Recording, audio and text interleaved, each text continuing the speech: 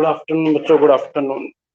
तो last class में हम लोग बात कर रहे थे न्यूक्लियस की, जिसमें हमने बात की डीएनए।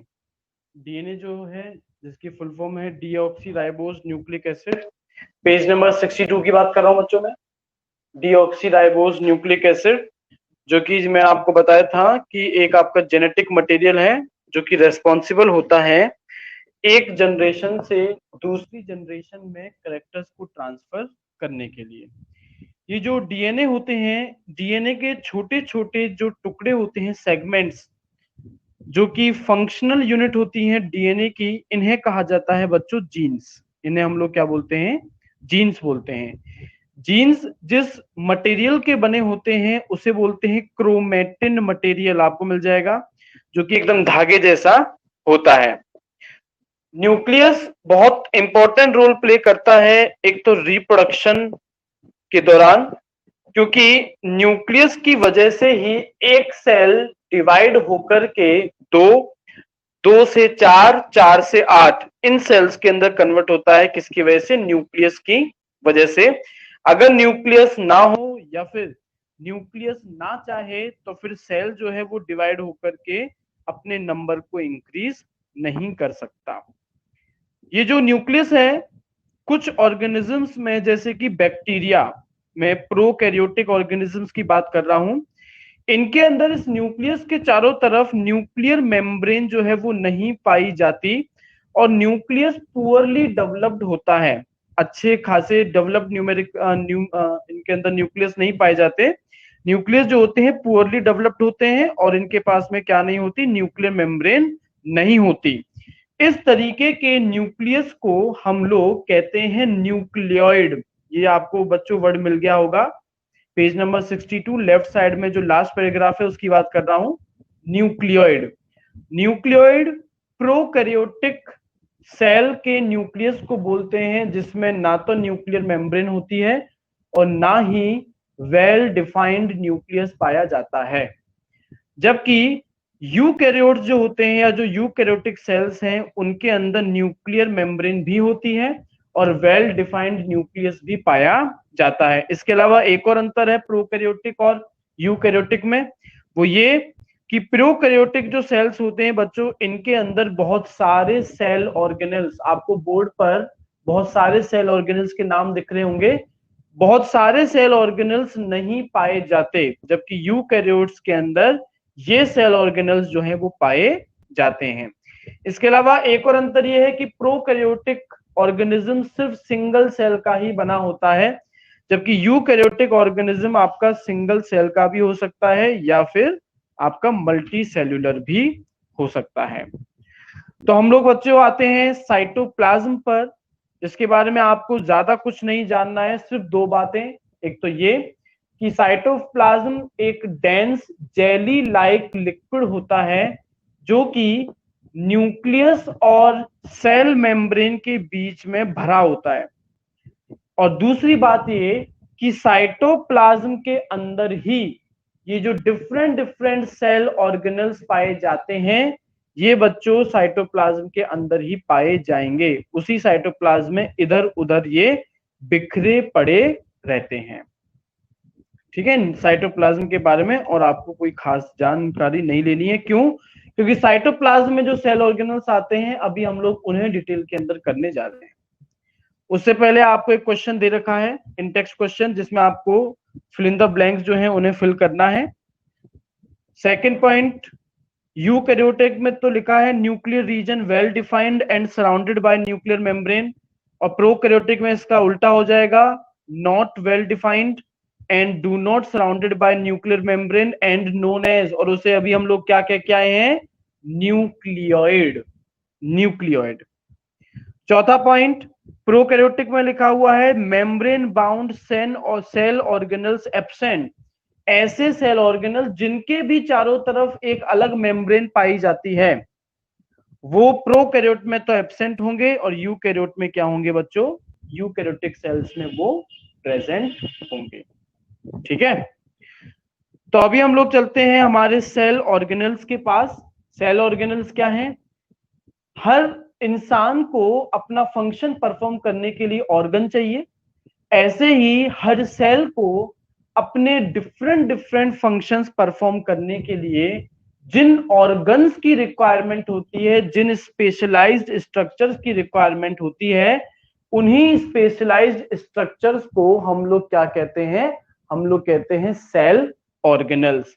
जो बच्चों बहुत सारे होते हैं और बहुत ज्यादातर जो इनमें सेल ऑर्गेनल्स हैं वो प्लांट और एनिमल सेल में कॉमन होते हैं, पर कुछ सेल ऑर्गेनल्स ऐसे भी हैं जो कि प्लांट और एनिमल सेल में डिफरेंट होते हैं, या किसी में होते हैं तो किसी में नहीं होते। तो चलिए इन स्पेशलाइज्ड सेल ऑर्गेनल्स की अगर हम लोग बात करें तो सबसे पहला जो सेल ऑर्गेनल हमें करना है वो है बच्चों ER, जिसकी फुल फॉर्म है एंडोप्लाज्मिक रेटिकुलम। एंडोप्लाज्मिक रेटिकुलम ये क्या है? ये एक बहुत बड़ा एकदम जाल नेटवर्क के जैसा स्ट्रक्चर होता है जिसमें ट्यूब्स और शीट पाई जाती हैं। एक बहुत लंबी चौड़ी ट्यूब्स और शीट जो है आपस में जुड़ी रहती हैं, एकदम नेटवर्क, एकदम जाल की तरह। और ये जो आपका एंडोप्लाज्मिक रेटिकुलम है ये एक मेम्ब्रेन बाउंड स्ट्रक्चर है, मतलब इसकी खुद की एक मेम्ब्रेन जो है वो पाई जाएगी। इसके अंदर जो ट्यूब्स होती हैं वो राउंड होती हैं, स्फेरिकल होती हैं और बहुत लंबी होती हैं। तो ये क्या है? ये बहुत लंबी लंबी राउंड ट्यूब्स का एक नेटवर्क है। कौन? Endoplasmic reticulum. ठीक है, इसकी खुद की एक मेम्ब्रेन होगी। ये दो टाइप का हो सकता है, एक RER जिसको आप रफ एंडोप्लाज्मिक रेटिकुलम कहोगे, और एक SER स्मूथ एंडोप्लाज्मिक रेटिकुलम। देखो RER को रफ जो वर्ड है वो क्यों कहा गया है? क्योंकि इसकी सरफेस पर राइबोसोम्स पाए जाते हैं। राइबोसोम जो है वो छोटे छोटे डेंस स्फेरिकल स्ट्रक्चर्स होते हैं, छोटे छोटे एकदम मतलब कंचियों जैसे छोटे छोटे स्ट्रक्चर्स हैं, जो कि अगर एंडोप्लाज्मिक रेटिकुलम की वॉल पर प्रेजेंट है तो उसकी वॉल स्मूथ नहीं रहेगी, रफ हो जाएगी। इस वजह से इसे बोलते हैं हम लोग रफ एंडोप्लाज्मिक रेटिकुलम। और बच्चों राइबोसोम्स का काम होता है प्रोटीन सिंथेसिस, प्रोटीन्स बनाते हैं। तो यही काम RER का भी हो जाता है। जो रफ एंडोप्लाज्मिक रेटिकुलम है इसका भी जो मेन काम होगा वो क्या होगा? प्रोटीन मैन्युफैक्चर, ये प्रोटीन बनाएगा। SER स्मूथ एंडोप्लाज्मिक रेटिकुलम की अगर हम लोग बात करें तो इसकी सरफेस स्मूथ है। क्यों? क्योंकि इसकी सरफेस पर किसी तरीके का कोई राइबोसोम नहीं पाया जाता। RER का काम अगर प्रोटीन सिंथेसिस था तो ये जो आपका SER है इसका काम होता है बच्चों या तो फैट मॉलिक्यूल को बनाना या फिर लिपिड, जो आपका केमिकल है लिपिड, जो कि फैट को बनाने में ही इस्तेमाल लिया जाता है, हेल्पफुल होता है, उसे बनाना। तो या तो इसका काम क्या है? फैट सिंथेसिस, या फिर इसका काम है लिपिड सिंथेसिस। ठीक है, इसके अलावा जस्ट आगे एक लाइन लिखी होगी, some of these proteins and lipids help in building the cell membrane and the process is known as membrane biogenesis। तो ये जो आपके fat lipid protein endoplasmic reticulum जो बना रहा था, ये बच्चों आगे सेल की मेम्ब्रेन को बनाने में हेल्पफुल रहते हैं। भाई सेल मेम्ब्रेन जो है कभी तो आपकी खराब होगी, कभी तो उसे नुकसान पहुंचेगा, तो उस जहां नुकसान पहुंचेगा वहां सेल मेम्ब्रेन बनानी भी पड़ेगी, मेंटेनेंस तो जरूरी है। तो ये काम जो है करते हैं कौन? ये काम कर सकते हैं आपके SER और RER, और इस प्रोसेस को कहा जाता है मेम्ब्रेन बायोजेनेसिस। ठीक है, तो ये था बच्चों आपके पास में RER और SER जो दो टाइप के आपके एंडोप्लाज्मिक रेटिकुलम थे। इसके अलावा आपका जो एंडोप्लाज्मिक रेटिकुलम है वो एक चैनल की तरह काम करता है।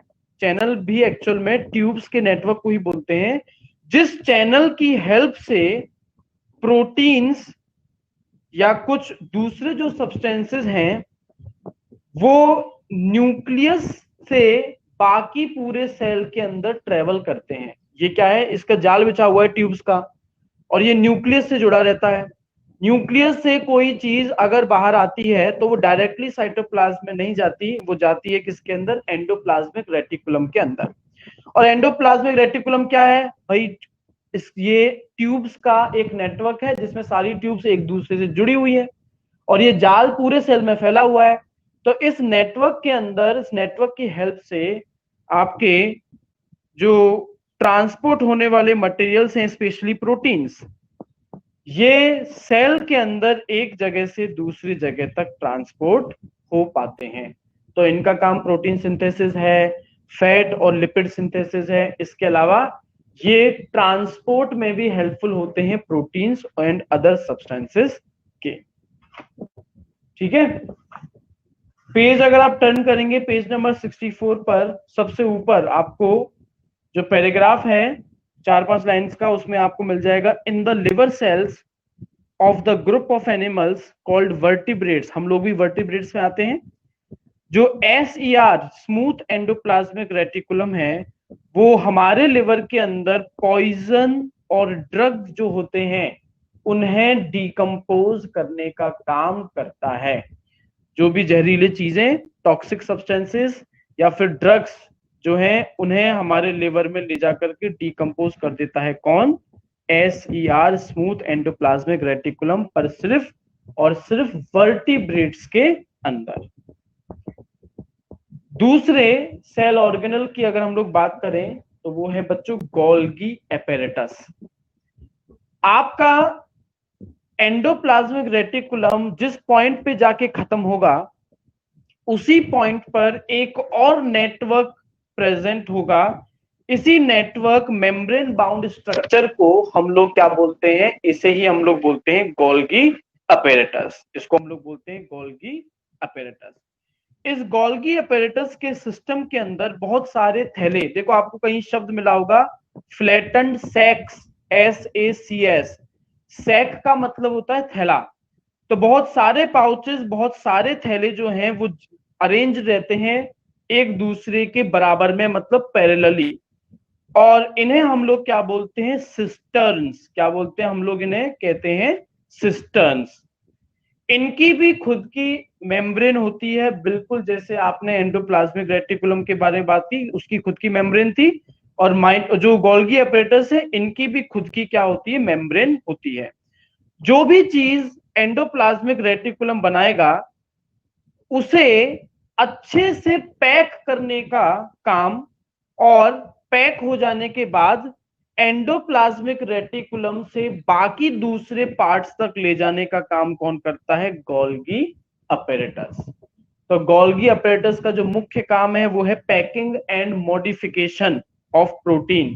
प्रोटीन को अच्छे से पैक करना और उसे मॉडिफाई, किसी तरीका अगर बदलाव लाना है, इंप्रूव करना है, तो वो चेंज ला करके उसे बाकी दूसरी जगह तक, सेल के दूसरे हिस्सों तक पहुंचाने का काम जो है वो कौन करता है? आपका गोल्गी अपैरेटस। इसके जो डिस्कवरर थे, खोज करने वाले, उनका ही नाम था कैमिलो गोल्गी। तो उन्हीं के ऑनर में हम लोगों ने इनका नाम रख दिया गोल्गी अपैरेटस।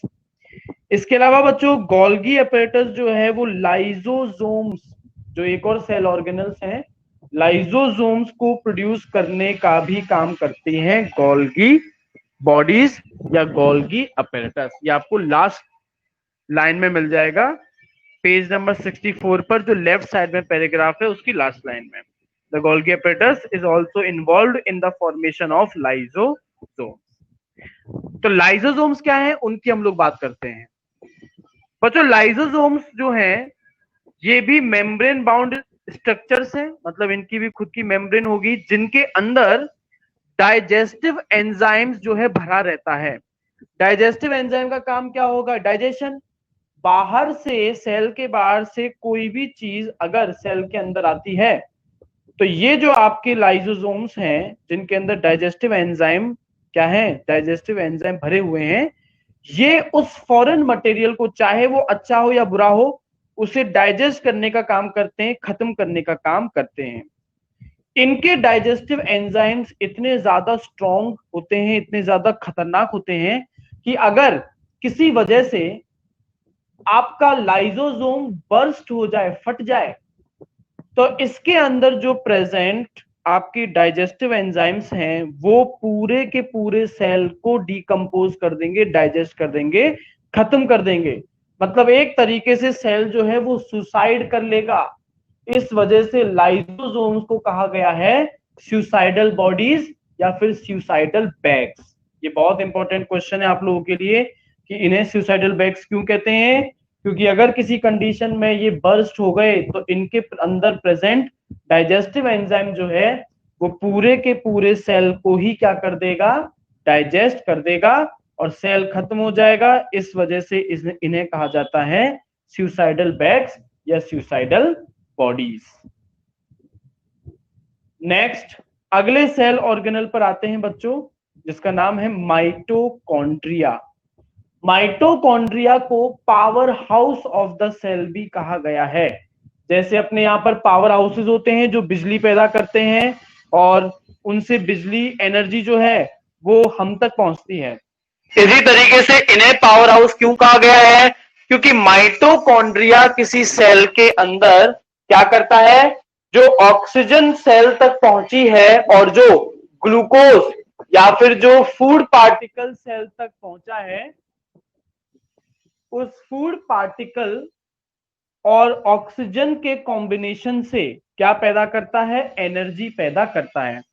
इसी प्रोसेस को बच्चों हम लोग रेस्पिरेशन बोलते हैं। रेस्पिरेशन का मतलब ही होता है कि आपने जो खाना खाया है उस खाने के साथ में ऑक्सीजन रिएक्ट करे और क्या प्रोड्यूस हो, एनर्जी जो है वो प्रोड्यूस हो। तो इनका एक तो काम हो गया रेस्पिरेशन, या इसी को दूसरे शब्दों में हम लोग क्या कह सकते हैं, हम लोग कह सकते हैं प्रिपरेशन ऑफ एनर्जी।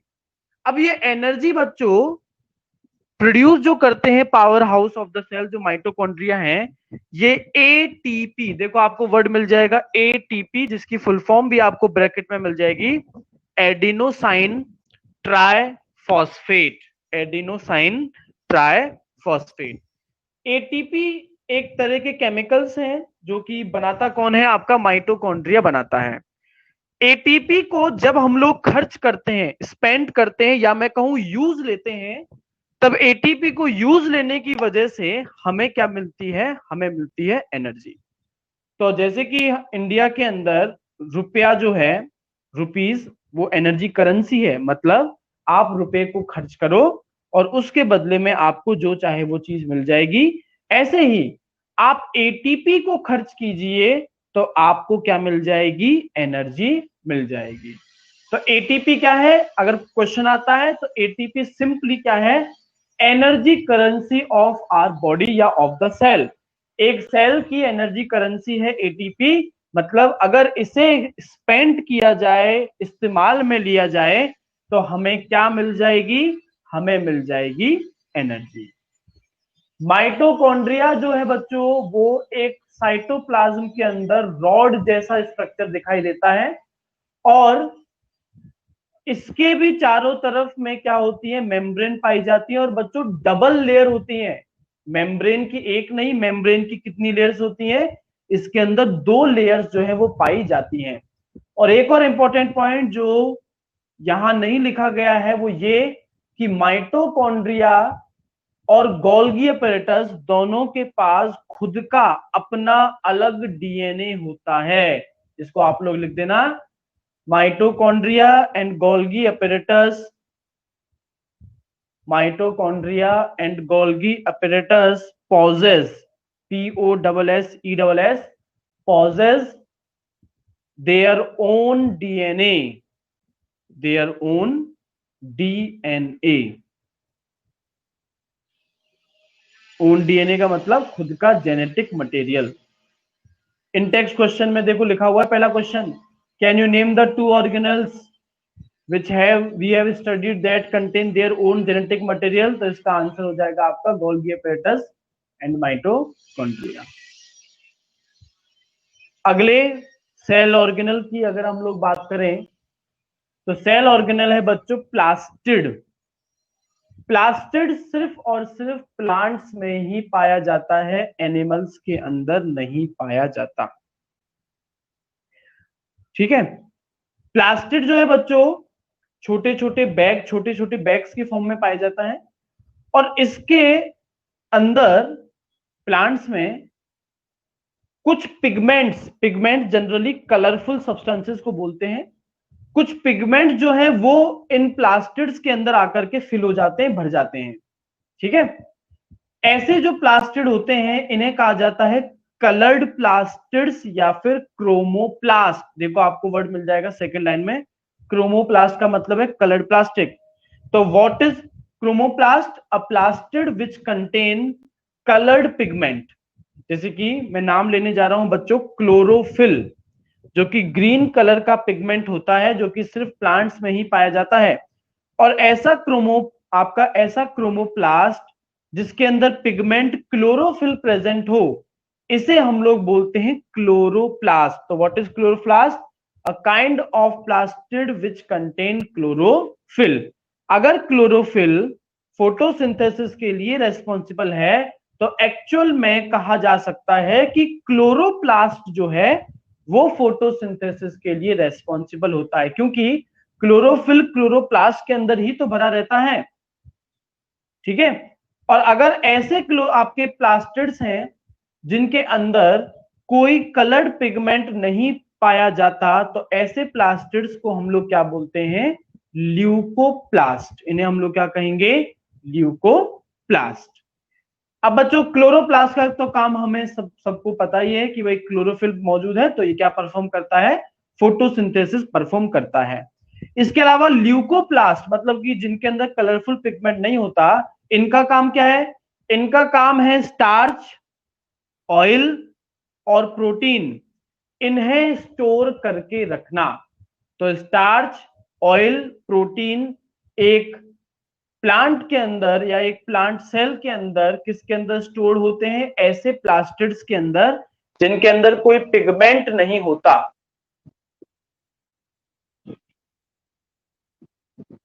राहुल, नहीं, प्लास्टिड को राइबोसोम्स नहीं बोलते। राइबोसोम्स तो अलग स्ट्रक्चर हैं जो प्रोटीन बनाते हैं। प्लास्टिड जो है वो प्रोटीन को स्टोर करते हैं। हेड एंड शोल्डर, कोई हेड एंड शोल्डर की कंपनी बनाती है, पर हेड एंड शोल्डर जो है वो रखा जाता है वेयर हाउसेज में या फिर मॉल्स वगैरह में, तो मॉल्स फैक्ट्री थोड़ी ना कहलाएंगे। हाँ जी। इसके स्ट्रक्चर की, क्लोरोप्लास्ट के स्ट्रक्चर की अगर मैं बात करूं तो इसके अंदर न्यूमरस मेम्ब्रेन लेयर्स, बहुत सारे मेम्ब्रेन्स के लेयर पाए जाते हैं, जिन मेम्ब्रेनिक लेयर्स को हम लोग क्या बोलते हैं? स्ट्रोमा। इन्हें हम लोग क्या बोलते हैं? स्ट्रोमा बोलते हैं। स्ट्रोमा क्या है? स्ट्रोमा वो मेम्ब्रेन लेयर्स हैं जो कि किसके अंदर पाई जाएंगी? प्लास्टिड के अंदर पाई जाएंगी। और बच्चों ऐसे ही स्ट्रोमा, ऐसी ही लेयर्स माइटोकॉन्ड्रिया के अंदर भी पाई जाती है। ठीक है। ऐसे स्ट्रक्चर जिनके पास में डीएनए और राइबोसोम्स दोनों होते हैं, ऐसे दो स्ट्रक्चर्स आपको बच्चों प्लास्टिड की लास्ट लाइन में मिल जाएंगे, माइटोकॉन्ड्रिया एंड प्लास्टिड। इन दोनों के पास डीएनए भी होगा और राइबोसोम्स भी होंगे, जबकि गोल्गी अपैरेटस में डीएनए तो था पर राइबोसोम प्रेजेंट नहीं थे। प्लास्टिड और माइटोकॉन्ड्रिया दोनों के पास डीएनए होगा खुद का और राइबोसोम्स भी इनसे जुड़े रहेंगे। नेक्स्ट, अगला जो अपने पास में बच्चों सेल ऑर्गेनल है वो है वैक्यूल्स। वैक्यूल का मतलब एक तरीके से होता है एक खाली पाउच, एक खाली जगह। तो वैक्यूल क्या है? एम्प्टी सैक, एम्प्टी थैले होते हैं जिनके अंदर आप जरूरत पड़ने पर किसी चीज को स्टोर करके रख सकते हैं। एनिमल्स के अंदर ये वैक्यूल्स या तो बच्चों होते ही नहीं है, और अगर होते हैं तो इनका साइज बहुत छोटा होता है, जबकि प्लांट सेल्स के अंदर जो वैक्यूल पाए जाते हैं इनका साइज काफी बड़ा होता है। ठीक है। एक प्लांट के सेल का 50 से 50 टू 90% वॉल्यूम जो है बच्चों, देखो लिखा हुआ है, वो आपका सिर्फ वैक्यूल ही ऑक्यूपाई कर लेता है। ठीक है। प्लांट सेल्स के अंदर वैक्यूल जो है वो टर्जिडिटी और रिजिडिटी, टफनेस और हार्डनेस जो है वो प्रोवाइड करता है, किसे? सेल को प्रोवाइड करता है। वैक्यूल्स के अंदर क्या क्या चीजें स्टोर की जा सकती हैं? देखिए उनके नाम है अमाइनो एसिड्स, शुगर, बहुत से ऑर्गेनिक एसिड और कुछ प्रोटीन जो हैं वो वैक्यूल्स के अंदर स्टोर किए जा सकते हैं। अमीबा, अमीबा के अंदर ये जो आपका वैक्यूल होता है ये फूड पार्टिकल्स को कैरी करता है, मतलब अमीबा जो भी खाना निकलेगा वो सीधा अमीबा के अंदर प्रेजेंट वैक्यूल में जाएगा, और इस वैक्यूल के अंदर अमीबा क्या करता है, डाइजेस्टिव एंजाइम्स को रिलीज कर देता है। तो डाइजेस्टिव एंजाइम जो है इस वैक्यूल के अंदर प्रेजेंट फूड आइटम को, फूड पार्टिकल को डाइजेस्ट कर देते हैं, और जो वेस्ट है वो वैक्यूल जो है उस वेस्ट को अमीबा के एक एंड से दूसरे एंड तक खिसकाता हुआ ले जाता है, मतलब ये वैक्यूल ट्रेवल करता है और उस वेस्ट को अमीबा के दूसरे एंड से बॉडी के बाहर थ्रो कर देता है, फेंक देता है। तो इसके अंदर कुछ जरूरी चीजें भी स्टोर की जा सकती हैं, और अगर सेल चाहे तो उसका जो वेस्ट प्रोडक्ट है उसे भी वैक्यूल के अंदर रखा जा सकता है, और जरूरत पड़ने पर इसी वैक्यूल की हेल्प से उस वेस्ट प्रोडक्ट को सेल के बाहर फेंका जा सकता है।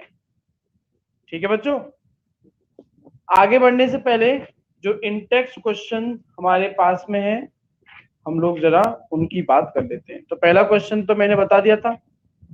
सेकंड क्वेश्चन की अगर हम लोग बात करें तो सेकंड क्वेश्चन हमसे क्या कह रहा है, ये कह रहा है if the organization of a cell is destroyed due to some physical or chemical influence what will happen। ठीक है, अगर किसी वजह से सेल जो है फिजिकल या केमिकल फैक्टर की वजह से उसके ऑर्गेनाइजेशन में गड़बड़ आ जाए तो क्या होगा। तो बच्चों जो सेल जो बेसिक फंक्शंस परफॉर्म करता है, चाहे रेस्पिरेशन हो, एक्सक्रीशन हो, डाइजेशन हो, प्रोटीन सिंथेसिस हो, ये सारे के सारे फंक्शन जो हैं आपका सेल परफॉर्म नहीं कर पाएगा। ठीक है, फिर next question, why are lysosomes known as suicidal bag, ये भी आपको बता दिया गया, क्योंकि अगर किसी वजह से ये बर्स्ट हो जाए तो ये इनके अंदर प्रेजेंट डाइजेस्टिव एंजाइम पूरे के पूरे सेल को ही क्या कर जाता है, डाइजेस्ट कर जाता है, खत्म कर देता है। और लास्ट क्वेश्चन है, where are protein synthesized inside the cell. हाँ जी बताइए कमेंट करके जरा, प्रोटीन जो होते हैं वो कहाँ बनते हैं, कौन बनाता है प्रोटीन्स को।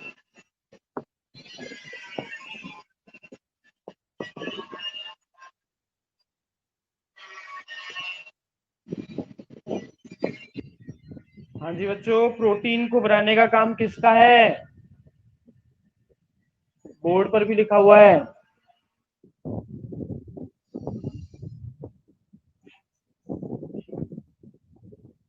अगर आप यहाँ पर कमेंट करने जा रहे हो RER तो मत करना। हाँ कृष्णम ने सही जवाब दिया है, क्योंकि RER प्रोटीन सिंथेसिस क्यों कर पा रहा था, क्योंकि उससे जुड़े हुए थे राइबोसोम। तो एक्चुअल में प्रोटीन सिंथेसिस जो काम है बच्चों वो किसका है, वो राइबोसोम्स का है। ठीक है, चैप्टर की लास्ट हेडिंग है सेल डिवीजन। सेल डिवीजन का मतलब हो गया कि एक सेल डिवाइड करे और डिवाइड होने के बाद में वो दो या उससे भी ज्यादा सेल्स के अंदर कन्वर्ट हो जाए। तो बच्चों ये जो सेल डिवीजन है ये आपका दो टाइप का होता है। सेल डिवीजन जो है वो आपका दो टाइप का होता है, आपको देखो मिल जाएगा पैराग्राफ में दोनों नाम, एक है माइटोसिस और एक है बच्चों मियोसिस। माइटोसिस और मियोसिस। माइटोसिस की अगर हम लोग बात करें तो ये जो माइटोसिस है इसमें एक से दो सेल हमें मिलते हैं। एक से दो सेल मतलब एक जो आपका सेल है वो दो टुकड़ों में बट जाएगा और दो टुकड़ों में बटने के बाद में दो नए सेल आपको मिल जाएंगे एक पुराने सेल से। ये तो होता है माइटोसिस की वजह से। मियोसिस के अंदर बच्चों क्या होता है, एक सेल जो है वो डिवाइड होता है चार अलग अलग सेल्स के अंदर। देखो नेक्स्ट पेज पे आपको एक डायग्राम की हेल्प से अच्छे से बता रखा है कि आपका माइटोसिस में एक सेल से दो सेल बने, पर मियोसिस के अंदर बच्चों आपको एक सेल से कितने सेल मिलते हैं, टोटल चार सेल्स जो हैं आपको मिलते हैं। ये जो आपके माइटोसिस में जो सेल मिले हैं बच्चों, ये दोनों बिल्कुल अपने पेरेंट सेल के जैसे ही होते हैं। जैसा इनका पेरेंट सेल है वैसा ही बिल्कुल आपका माइटोसिस से बना हुआ सेल होता है। पर मियोसिस के अंदर जो सेल्स आपको मिलते हैं लास्ट में, वो अपने पेरेंट सेल से कुछ डिफरेंट होते हैं। वो अपने पेरेंट सेल से क्या होते हैं? कुछ डिफरेंट होते हैं। तो किसी ऑर्गेनिजम्स के अंदर पूरी बॉडी में जो सेल डिवीजन होता है वो माइटोसिस होता है। पर जो रिप्रोडक्टिव सेल्स में जो डिवीजन है, जैसे कि मेल्स के अंदर रिप्रोडक्टिव सेल को बोलते हैं स्पर्म, और फीमेल्स में रिप्रोडक्टिव सेल को बोलते हैं एग। ये एग या स्पर्म अगर किसी तरीके का डिवीजन शो करते हैं तो इनका डिवीजन होता है बच्चों मियोसिस के थ्रू। और जबकि बाकी के जो सेल्स हैं वो जब डिवाइड करते हैं तो वो डिवीजन करते हैं माइटोसिस के थ्रू। मतलब अगर आपके मसल सेल ने डिवाइड किया तो वो बिल्कुल अपने ही जैसा दूसरा मसल सेल बनाएगा। पर अगर आपके रिप्रोडक्टिव सेल ने डिवाइड किया तो वो जो नया सेल बनाएगा उसमें ज्यादातर प्रॉपर्टीज तो बिल्कुल पेरेंट सेल की होंगी, पर कुछ प्रॉपर्टीज जो हैं वो क्या होंगी? वेरी करेंगी। यही तो कारण है कि हम लोग जो हैं बहुत सारी सिमिलरिटीज अपने पेरेंट्स के साथ में दिखाते हैं, पर बिल्कुल एग्जैक्ट उनके जैसे हम लोग नहीं होते। हूबहू उनकी कार्बन कॉपी हम लोग नहीं होते। हम लोगों में बदलाव आते हैं। वो क्यों? क्योंकि जो पेरेंट्स के रिप्रोडक्टिव सेल्स हैं उन्होंने जो सेल डिवीजन शो किया होगा वो कौन सा होगा? मियोसिस। मियोसिस के अंदर जो नए सेल बनते हैं बच्चों, उनके अंदर क्रोमोसोम्स का नंबर जो है वो हाफ हो जाता है पेरेंट सेल के मुकाबले। जैसे अगर आपने सुना हो, पढ़ा हो, तो एक एडल्ट ह्यूमन बीइंग के अंदर टोटल एक सेल में 46 क्रोमोसोम्स पाए जाते हैं। टोटल 46 क्रोमोसोम्स पाए जाते हैं। पर जब उसके रिप्रोडक्टिव सेल्स डिवाइड करके नए सेल बनाएंगे तो उन सेल्स के अंदर जो क्रोमोसोम्स का नंबर होगा वो कितना होगा? कमेंट करो। जो रिप्रोडक्टिव सेल डिवाइड करेगा, जो नए सेल बनेंगे, एक सेल में क्रोमोसोम्स का नंबर कितना हो जाएगा? अगर एक एडल्ट एक ह्यूमन बीइंग में कि एक सेल में क्रोमोसोम्स टोटल 46 होते हैं, तो बच्चों जैसा मैंने बताया कि क्रोमोसोम का नंबर आधा हो जाता है, तो अभिजीत 46 का आधा 20 नहीं होता, कितना होता है? 23 होता है। ठीक है, तो ये बच्चों आपके हो गए सेल डिवीजन या टाइप्स ऑफ सेल डिवीजन। और इसी के साथ अपना जो चैप्टर है बच्चों वो भी ओवर हो चुका है। इसके इन टेक्स्ट और जो एक्सरसाइज के क्वेश्चंस हैं, आप लोगों को ये सारे क्वेश्चंस अपनी नोटबुक के अंदर परफॉर्म करने हैं। और हम लोगों ने अब तक बच्चों जो चैप्टर कवर कर लिए हैं वो है चैप्टर नंबर 1, 3, 4, 5, 7, 8, 9 एंड 10। तो टोटल अपने अब तक जो चैप्टर हो चुके हैं वो कितने हो गए? 3 + 3 6 एंड +2 8। तो 15 में से हमने 8 चैप्टर जो है बच्चों कवर कर लिए हैं। मतलब आपके हाफ ईयरली के एग्जाम्स का सिलेबस जो है वो अपना पूरा हो चुका है। नेक्स्ट क्लास में हम लोग chapter number 2 is matter around us pure, chemistry का जो एक चैप्टर बचा है वो यही है, इसे हम लोग स्टार्ट करेंगे। चलिए, आपसे मैं मिलूंगा नेक्स्ट क्लास के अंदर।